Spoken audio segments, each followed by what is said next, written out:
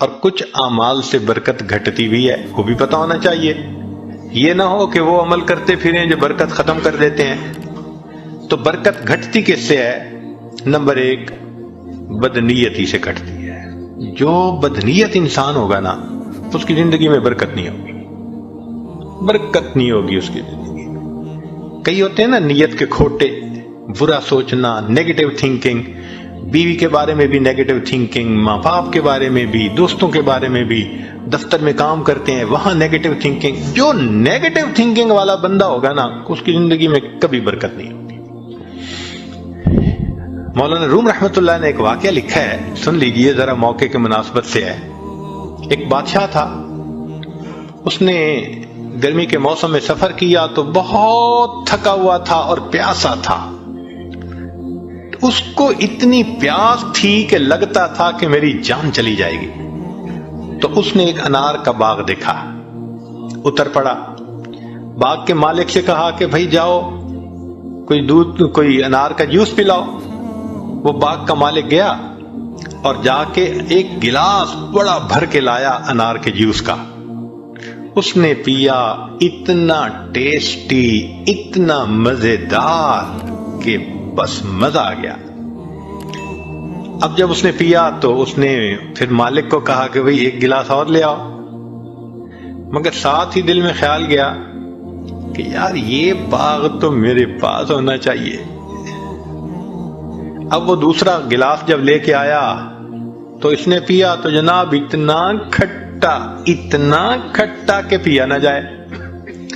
تو بادشاہ نے کہا بھائی مجھے تو لگتا ہے کہ یہ درخت بدل گیا ہے، جس وجہ سے یہ جوس کا ذائقہ بدل گیا. وہ بھی سمجھدار تھا، اس نے کہا بادشاہ سلامت، درخت نہیں بدلا، مجھے لگتا ہے آپ کی نیت بدل گئی ہے. پہلے نیت اچھی تھی، اللہ نے ٹیسٹی بنا دیا تھا، اب نیت بد ہو گئی، اللہ نے اس کو کڑوا بنا دیا ہے. تو سب سے پہلی چیز جس سے برکت آتی ہے وہ نیک نیتی، اور جس سے بے برکتی ہوتی ہے وہ بد نیتی. اور دوسری چیز معصیت، گناہ جو ہے نا یہ برکتوں کے دروازے بند کر دیتے ہیں. اللہ تعالیٰ برکتوں کے دروازے کھولتے ہیں اور ہم گناہ کر کے ان دروازوں کو اپنے لیے بند کروا دیتے ہیں. جو گناہ کرتے ہیں وہ اتنی مقدار برکتوں کی بند کروا دیتا ہے. اگر ہم سوچیں تو ہم تو صبح سے شام تک برکتوں کے دروازے بند کروانے میں لگے ہوئے ہوتے ہیں، تو برکتیں کہاں سے آئیں؟ تو معصیت سے برکتوں کے دروازے بند ہوتے ہیں، نیکی سے برکتوں کے دروازے کھل جاتے ہیں. اس لیے قرآن پاک میں اللہ فرماتے ہیں کہ اگر تم نیک بنو گے لَأَكَلُوا مِن فَوْقِهِمْ وَمِن تَحْتِ أَرْجُلِهِمْ، ہم ان کو وہ نعمتیں کھلاتے جو آسمان سے اترتی ہیں، ان کی روحانی غذا بنتی، اور وہ نعمتیں کھلاتے جو پاؤں کے نیچے زمین سے نکلتی ہیں، ان کے لیے جسمانی غذا بن جاتی. تو معلوم ہوا کہ گناہ سے پھر برکتوں کے دروازے بند ہوتے ہیں. اور تیسری چیز بے پردگی، بد نظری. یہ بے برکتی کا سب سے بڑا گناہ ہے. یعنی گناہ تو بہت سارے ہیں مگر بد نظری کو اور بے برکتی کو، بے پردگی کو. لہذا جو بے پردہ عورت ہوگی اس کی زندگی میں برکت نہیں ہوگی نہیں. رزق کی یا وہ بے برکت تو الگ، اس کا خامن ہی اس سے مطمئن نہیں ہوگا. آپ دیکھ لیں جتنی بے پردہ عورتیں ہوتی ہیں ان کے خامن ادھر ادھر بھاگ رہے ہوتے ہیں. کیوں؟ ان کو خود تسلی نہیں ہوتی، برکت اللہ ان سے نکال دیتے ہیں.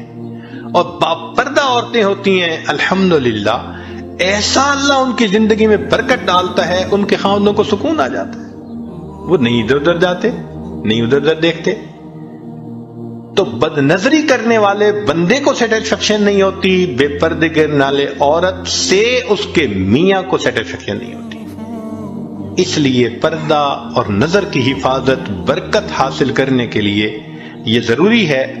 اگر ہم ان کو حاصل کر لیں تو اللہ رب العزت ہمیں برکت عطا فرمائیں گے. چنانچہ نبی علیہ السلام نے برکت کی دعا سکھائی، اللہم بارک لنا فیہا. نبی علیہ السلام دعا مانگا کرتے تھے، اللہ میرے لیے ان میں برکت رکھ دیجئے. دعا ہے اللہ تعالیٰ زندگی میں بھی برکت عطا فرمائے، موت میں بھی برکت عطا فرمائے۔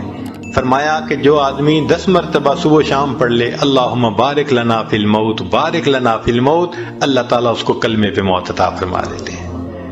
تو بھائی آج کے بعد اپنی دعاؤں میں جہاں اور بہت کچھ مانگتے ہیں، اللہ سے برکت بھی مانگیں۔ ہمارا مسئلہ اصل میں برکت نہ ہونا ہے۔ جب برکت آ جائے گی آپ دیکھیں سکون بھی ہوگا، اولاد بھی تابع دار ہوگی، بیوی بھی فرما بردار ہوگی، گھر کے اندر محبتیں بھی ہوں گی، الفتیں بھی ہوں گی، ہمارے سارے مسئلے آٹومیٹکلی حل ہو جائیں گے، ہر چیز ان آرڈر آ جائے گی۔ اللہ تعالی ہمیں برکتوں بھری زندگی نصیب فرمائے۔